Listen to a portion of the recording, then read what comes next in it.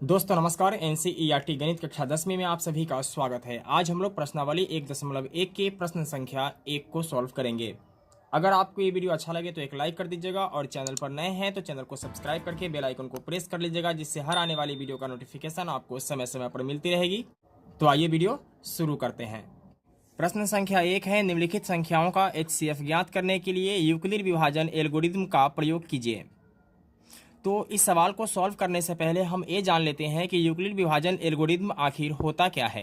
तो यहाँ आप देख सकते हैं कि यूक्लिड का विभाजन प्रमेय क्या कहता है कि दो धनात्मक पूर्णांक a और b दिए रहने पर अद्वितीय पूर्ण संख्याएं q और r प्राप्त होती है कि a बराबर बी क्यू प्लस r। यहाँ शून्य से बड़ा और बराबर है r और r से बड़ा है b। तो इसके साथ हम ये भी समझ लेते हैं कि a, b, q और r का मतलब क्या है। तो यहाँ a को भाज्य कहते हैं, ठीक है, b को भाजक, q को भागफल तथा r को शेषफल कहते हैं, ठीक है। यानी फाइनल होता है भाज्य बराबर भाजक गुने भागफल प्लस शेषफल। अगर यहाँ से आपको समझ में नहीं आता है तो आइए आपको और समझाने की कोशिश करता हूँ। देखिए, जिस संख्या में हम भाग देते हैं उसे भाज्य कहते हैं, ठीक है। यहाँ इसे a कहा गया है और जिससे हम भाग देते हैं उसको भाजक कहते हैं, यहाँ इसे b कहा गया है। भागफल जो होता है उसे हम q कहते हैं और शेषफल को r कहते हैं, ठीक है। तो फाइनल इस सवाल में हमें क्या करना है कि भाग बनाना है और उसको क्या करना है कि भाज्य बराबर भाजक गुने भागफल प्लस शेष के रूप में लिख देना है। यही क्या हो जाता है कि यूक्लिड विभाजन प्रमेय का हो जाता है। तो आइए सवाल को सॉल्व करते हैं। यहाँ हमें लिखना है चूंकि 225 बड़ा है 135 से, ठीक है। इसके बाद क्या करना है कि 225 में 135 से भाग देना है, ठीक है। भाग देकर और उसे हमें लिखना है इसके रूप में। तो 135 से भाग देना है 225 में। तो एक बार में लगाएंगे कितना आ जाएगा 135, दो बार में लगाते तो इससे ज़्यादा हो जाता, यानी 135 दूना कितना हो जाता 270, ठीक है। अब यहाँ घटाना है तो 5 में से 5 माइनस करेंगे तो कितना आएगा 0।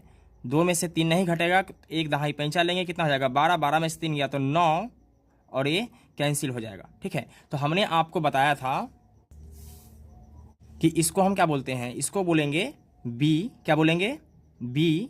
इसको बोलते हैं a और इसको बोलते हैं q और इसको बोलते हैं r, ठीक है।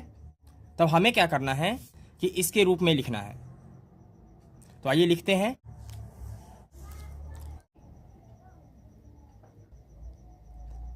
चरण 1, ठीक है। तो चरण 1 में लिखना है कि 225 यानी a का जो मान है वो क्या है 225 है, ठीक है, बराबर b का मान कितना है तो b का मान है 135। तो लिखेंगे 135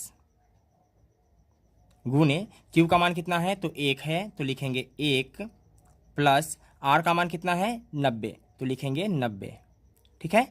लिखेंगे चूंकि शेषफल बराबर नहीं है शून्य के, ठीक है, क्योंकि शेषफल जो है वह शून्य नहीं आया है, हमें शेषफल शून्य का इंतजार है, ठीक है। जब शेषफल शून्य आ जाएगा तो उसी का क्या हो जाएगा, जो बी वाला होगा वही फाइनल मेरा HCF हो जाएगा, ठीक है। अब आगे बढ़ेंगे। अब क्या करना है कि फिर से इसको घेर देना है, ठीक है, और इस वाले को अंदर में लिखना है। तो 135, ठीक है। तो 90 एकम क्या हो जाएगा 90। तो 5 में से 0 माइनस करेंगे कितना हो जाएगा 5। 13 में से 9 गया तो कितना आएगा 4, ठीक है। अब यहाँ क्या हो जाएगा कि इस वाले को छोड़कर चलेंगे, अब यहाँ से हमें देखना है, ठीक है।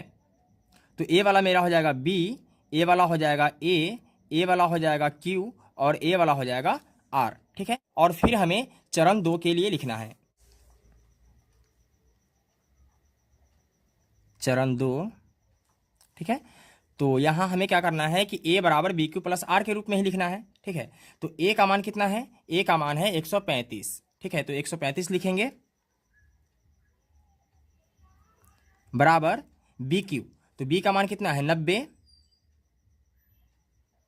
गुने q का मान है 1 और r का मान है 45। तो लिखेंगे 45, ठीक है। फिर लिखेंगे चूंकि शेषफल बराबर नहीं है शून्य के। ठीक है,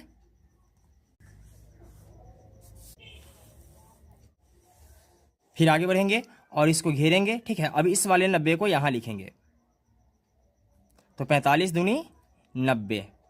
ठीक है, यहां शेष क्या हो जाता है, शून्य में से शून्य घटेगा तो कितना बचेगा, शून्य, और 9 में से 9 घटेगा तो क्या बचेगा, शून्य। ठीक है, तो फिर यहां हमें क्या करना है कि इस वाले को क्या मानना है, बी मानना है, इसको ए, इसको क्यू और इसको आर।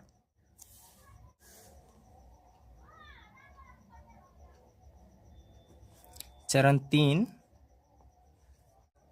तो फिर हमें लिखना है ए बराबर बी क्यू प्लस आर के रूप में। तो ए का मान कितना है, ए का मान है मेरे पास 90, तो लिखेंगे 90 बराबर बी क्यू प्लस आर। तो बी का मान कितना है, बी का मान है 45, तो लिखेंगे 45 गुने क्यू का मान है 2, तो लिखेंगे 2, और आर का मान कितना आया, शून्य आया, तो लिखेंगे 0।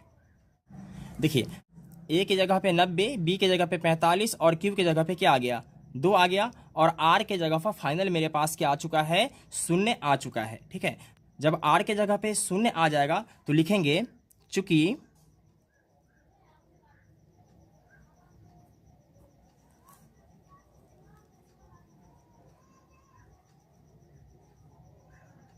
शेषफल 0 प्राप्त हो गया, 0 प्राप्त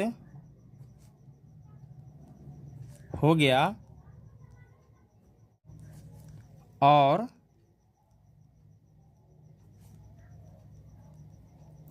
इस चरण का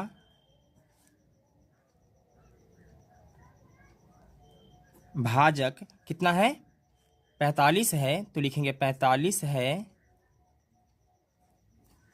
अतः 135 और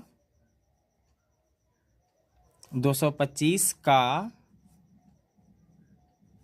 महत्तम समावर्तक यानी HCF कितना है, 45 है। ठीक है, यही मेरा फाइनल क्या हो जाएगा, आंसर हो जाएगा। तो दोस्तों, मैं उम्मीद करता हूं कि आपको ये वीडियो पसंद आया होगा। अगर वीडियो अच्छा लगा तो एक लाइक कर दीजिएगा, चैनल पर नए आए हैं तो चैनल को सब्सक्राइब कर लीजिएगा। फिर मिलते हैं एक और वीडियो में, तब तक के लिए जय हिंद।